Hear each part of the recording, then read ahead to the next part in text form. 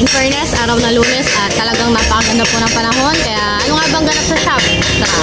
Open na open po ang Marvin Sidecar Shop ngayong maghapon. And ano nga bang ganap sa shop? Since bida-bida naman ako ay tara at ibibida ko sa inyo ang mga kasama natin. Let's go!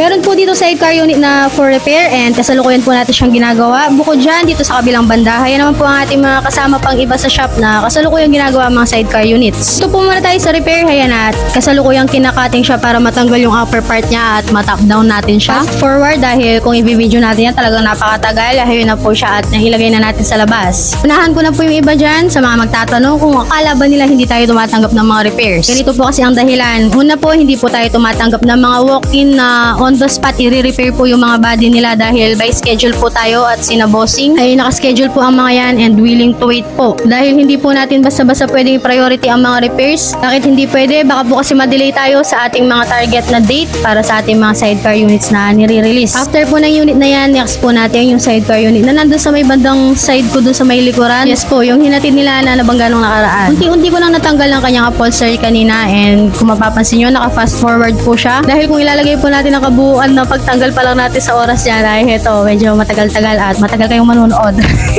By the way, sa may mismong intersection lang po tayo ng Soconi Sala sa Bugalyon, Pangasinan. Nang matapos po natin yan, ayan, may mga customers po tayo na nakafollow sa ating page at napapanood daw po tayo. Naniniwala ako kay Bossing kasi kinukwento niya na pinipinturahan daw po natin ang ilalim ng ating mga sidecar units. Bukod doon, nagwe-welding ako, nag-upholstery at kung ano-ano pa. Kaya Batix, always updated si Bossing sa ating mga daily vlog. Sila po ay panibagong customers natin na from Lingayen and yes po, nagpagawa sila sa atin ng sidecar at willing to wait din po sila. Ngayon pa lang po ay maraming salamat po sa inyo. Sa tiwalang bigay niyo po sa ating team na bumubuo sa Marvin Sidecar Shop, maging sa iba pa po nating mga customers. Yan lang po muna sa ngayon. Panood!